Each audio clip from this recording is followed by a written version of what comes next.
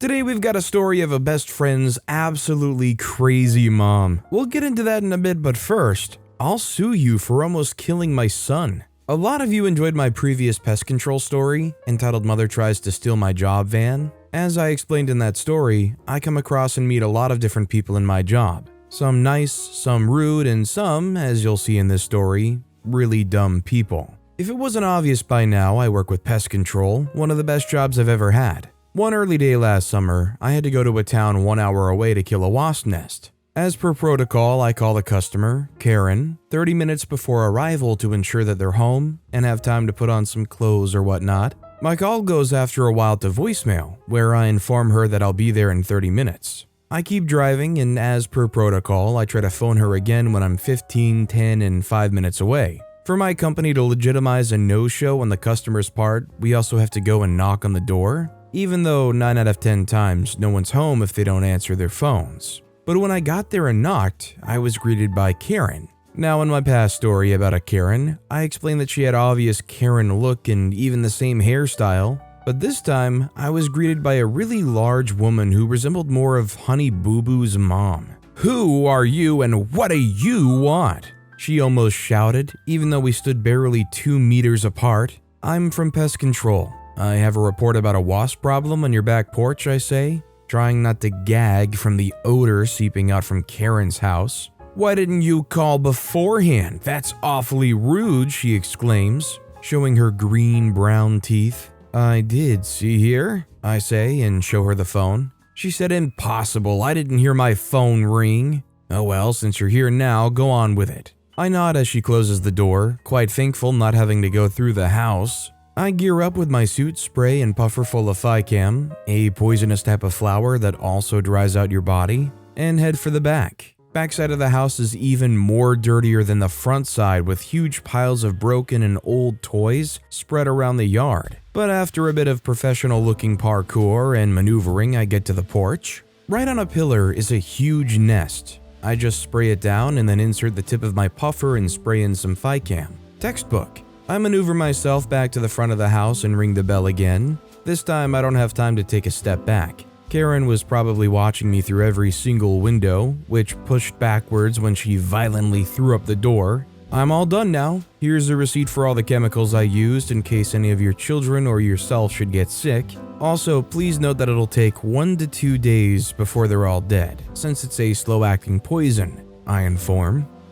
She exclaims as she takes the receipt and shuts the door. Weird, I thought, but I was used to meeting antisocial people, so I just shrugged and went on my way. This was 9:45. 7:30 p.m., almost 10 hours after I was at her place, and 3 hours after I got off work, my work phone rings. Since I don't usually save my customers' numbers, I thought that it was maybe someone ringing because of something I tried to sell them earlier. So to not let my commission slip away, I answer the phone.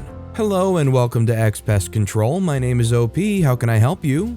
"You are incompetent and I'll sue you for almost killing my son," a loud voice said. But I did manage to match it to Karen's voice. "What has happened? Is he alright?" I asked, knowing that if he ingested the poison, he would get really sick and could die if he didn't get to an emergency room.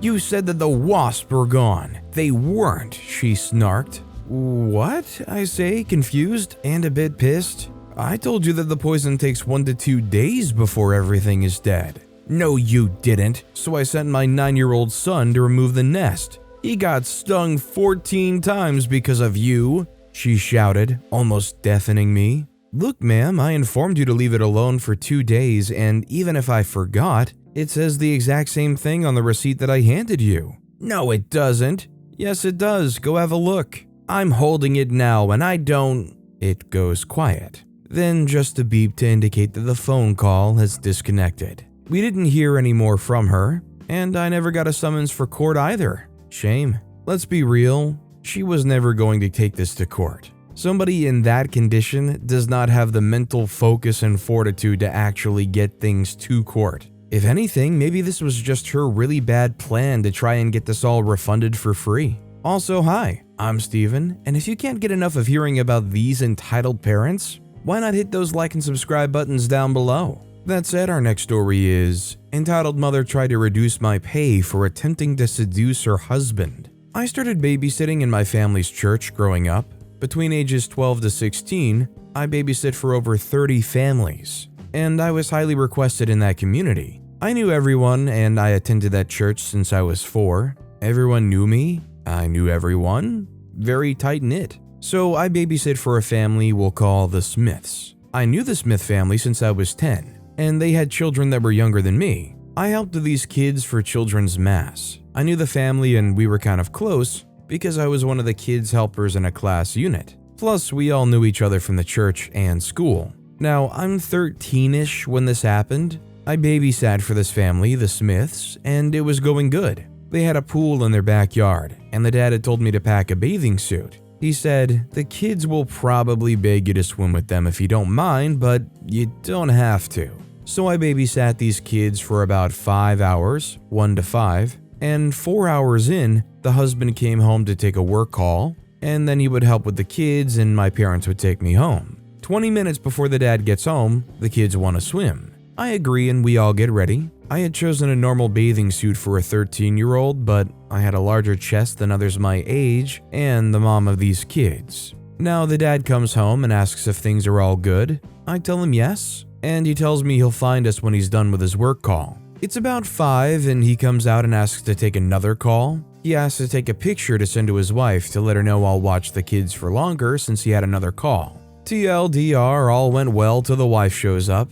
Everything goes good, the kids are having a blast. I help them dry off, help them shower and change as the wife gets ready to take over, and the husband had started making dinner. I was in my oversized shirt bringing the kids downstairs when the wife signals to me. She pulls me aside and begins to shame me. She tells me I will not be getting paid from 4 to 5:45 for dressing like a sloth in an attempt to stray her husband from me. That my choice of swimsuit was promiscuous and she should have known better not to trust me. That I was skimpy and that my boobs would get me nowhere in life and I was going to be assaulted dressing like that. I was flabbergasted because I'm barely 13 at the time and I wasn't wearing a revealing swimsuit. I nod and profusely apologize because I wore this to the pool and never had any problems and me and my bestie had matching ones. I was sobbing hysterically, took my money and sat on the porch waiting for my mom to pick me up.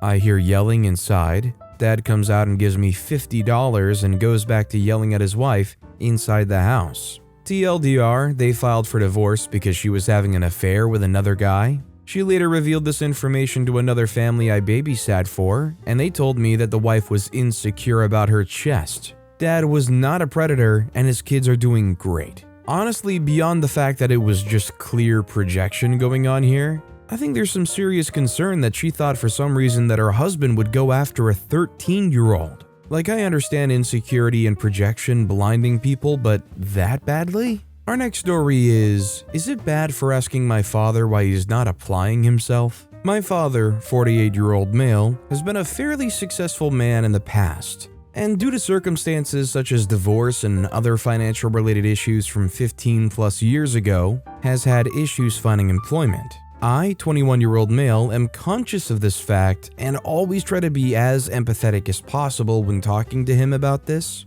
Recently, things have gotten much worse with him only being able to find contracts that last a few months, and then is unemployed for the rest of the year. Despite this, I've been trying to help him and suggest avenues of restoring his business, credit, working out payment plans for debt and such. He always says they're good ideas, but never follows through.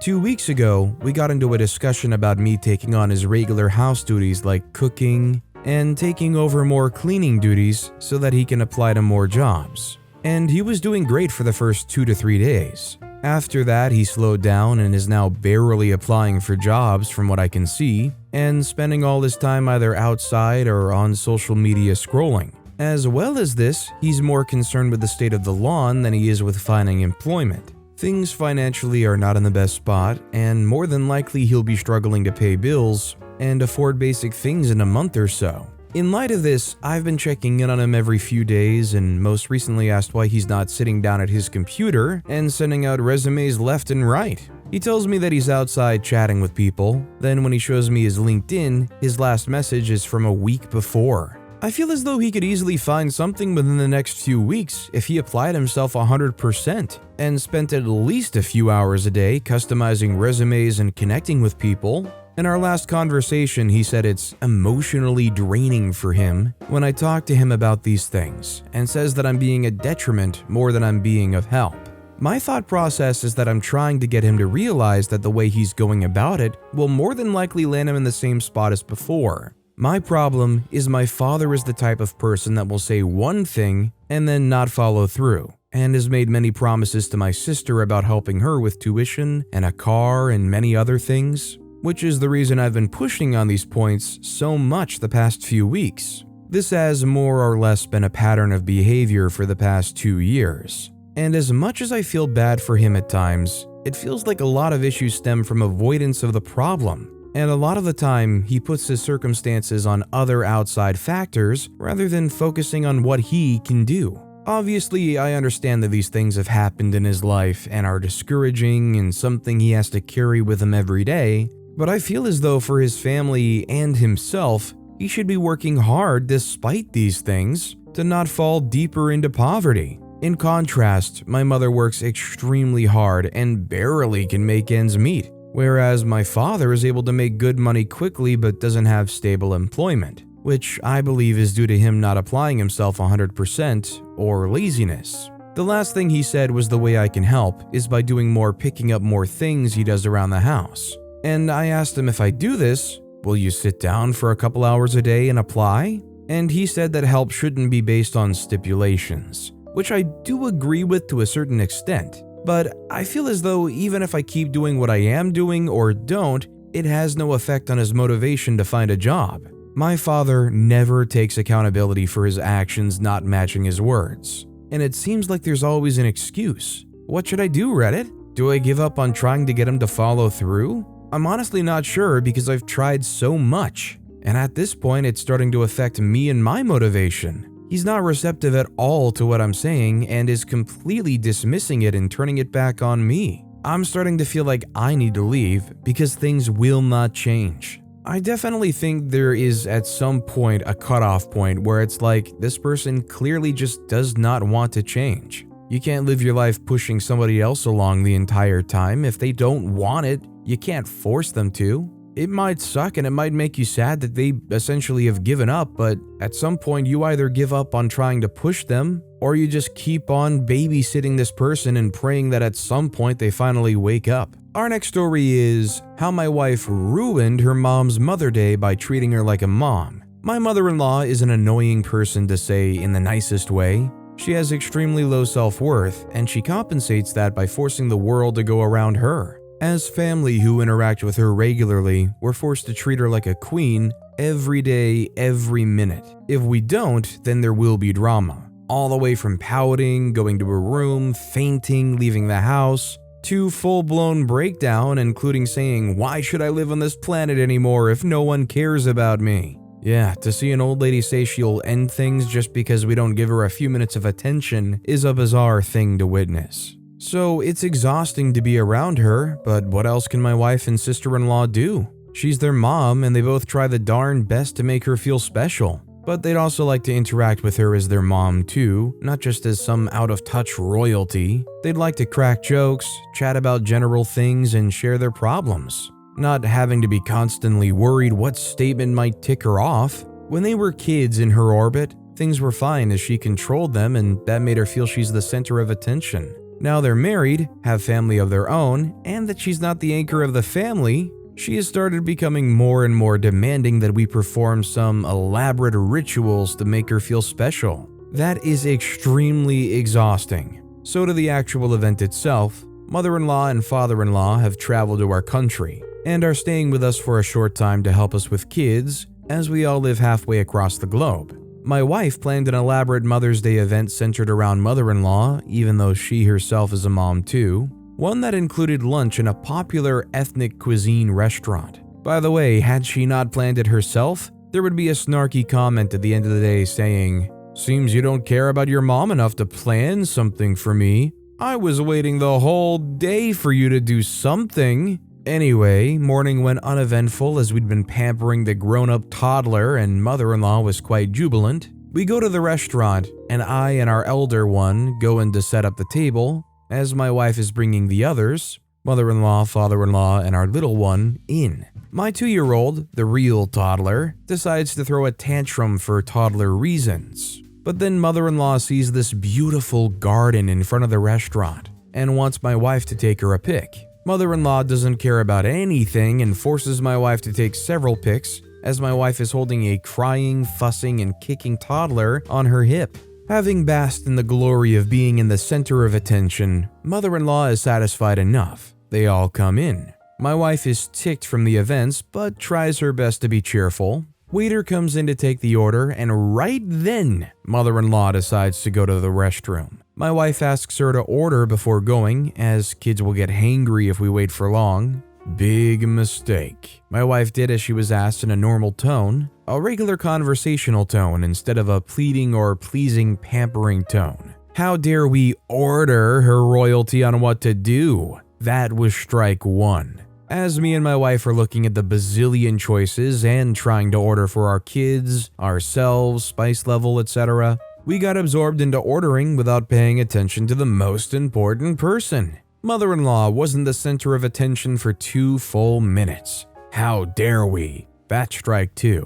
We don't notice that and ask her what she wants. She asks if they have a particular ethnic dish, which is a regular staple we have almost every day at home, like a grilled cheese sandwich, that too in an indifferent, meek tone. She was indirectly implying that she was just a nobody because of strike 1 and 2, so she's ordering some peasant food. That was our cue to realize our mistake, prostrate before her, beg her forgiveness, and bring the world back into alignment before things go down the hill. We fail to notice that the change in tone, which is strike 3. Instead, my wife suggests, "Mom, we have that almost every day at home, so why don't you..." Mother-in-law cuts her off saying, "I know that. Are you saying I don't know that?" and storms to the restroom. We're all figuring out what the freak happened and we finish ordering. Mother-in-law comes back and unloads onto my wife how she has disrespected her. We brought her to this country and ever since then my wife has made it her mission to do nothing but continuously humiliate her, and mother-in-law starts crying. I quickly realized what had conspired, but my innocent wife, whose heart is only filled with love and not such evil games, doesn't realize the drama my mother-in-law wants. Instead, she's trying to understand how suggesting that the dish is a regular staple at home is humiliating, and mother-in-law goes, "You're implying I'm dumb and don't even know this. You've ruined Mother's Day. All daughters do special things on Mother's Day and here you are ruining mine." And a few other delectable quotes. My wife says again and again, "That's just a regular thing to say to your mom," but mother-in-law is adamant that my wife humiliated her by implying she's dumb for not knowing it's a staple dish we regularly eat at home, and storms off to sit outside. Seriously, that was the entire discussion for 5 full minutes. It was extremely bizarre to see a 60-year-old woman throw a tantrum and accuse her daughter because she said, "It's a regular staple we eat at home." Normally we would run after her, apologize, and beg her to come back, and keep apologizing throughout the lunch, which is what she wanted after 3 strikes. But this time, we were so over this stuff, having been through similar ones many times. We just sat and ate in peace without an extra side of drama. But my wife was heartbroken. She does all this planning, wanted to be a good daughter, wanted her mom to feel special, and in the end has ruined Mother's Day by talking to her mom as a mom and not as royalty. So a 60-year-old woman started crying in the middle of lunch rush in a popular restaurant, all because we didn't give her attention for 5 minutes while we were busy ordering food for kids. There are hundreds of such stories, but this one was one of the clearest what the freak just happened. It's definitely the attention-seeking behavior that is just being so destructive. It wasn't about the quality of anything, it wasn't about the tone of anything. I think this person just likes to complain because it gets them so much secured attention. They like upsetting people and making people know that they are upset because it's hard to not acknowledge them in that situation. Our next story is, I asked my mom to stop purposely putting me in traumatizing experiences. She's mad now. So I, trans male 16, asked my mom to stop putting me in traumatizing experiences after what happened today. It started last night. Lost dog snuck into our backyard and attacked our oldest dog. My mom had to go stop these lost dogs and made them run off. That's all I got about the whole situation because I was asleep. All day she's made me care for our hurt dog. Usually I wouldn't mind and I'd do it, but recently we had a dog pass away from old age. And since my mental health is failing due to a lot of things, and walking out to see the dead dog, I reluctantly did it. I was crying the whole time and it was hard to look at our dog. Not because I hate her or hate taking care of her, but because I was scared that if I looked, I'd see another dead dog and I can't mentally take this.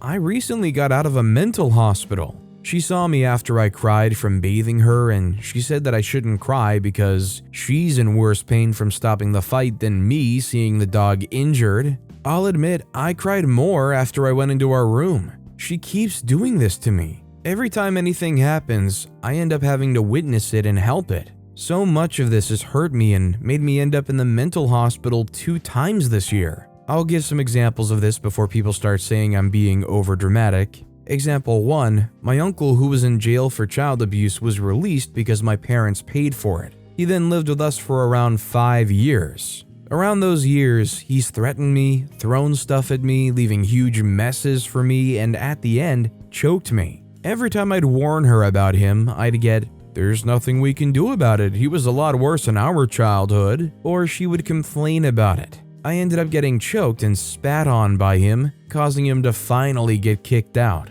Example 2, my mom and dad were really on edge one day. She sent me to my dad to ask him something stupid, I don't remember what about, probably when he's going to help clean. This usually happened. It caused him to yell at me, which then caused her to join in and yell at him. I had to witness and run away from my parents yelling some at me, some at each other. I was in the middle of it all for no reason. I ended up running to a room and locking myself in it because my dad and mom were getting violent. I feel like each situation could have been stopped. Each situation didn't need me in the middle getting hurt either physically or emotionally or mentally. I feel like if I wasn't dragged in or out into a dangerous situation, I wouldn't have ended up the way I am. There are way more examples I could give, like her making me clean the whole house and I couldn't keep up with cooking, cleaning, watching my little siblings, and school, so we lived in filth. And I constantly got in trouble for it. All of it could have been helped if she just thought about it twice. Like, was it really a smart idea to send me out to help a hurt dog a week or so after I walked out to a dead dog and forced to bury her? So I asked her if she could stop doing this, stop putting me in these situations. I feel like it's hurting me and I can't take getting so bad that I try to end things and end up in the mental hospital.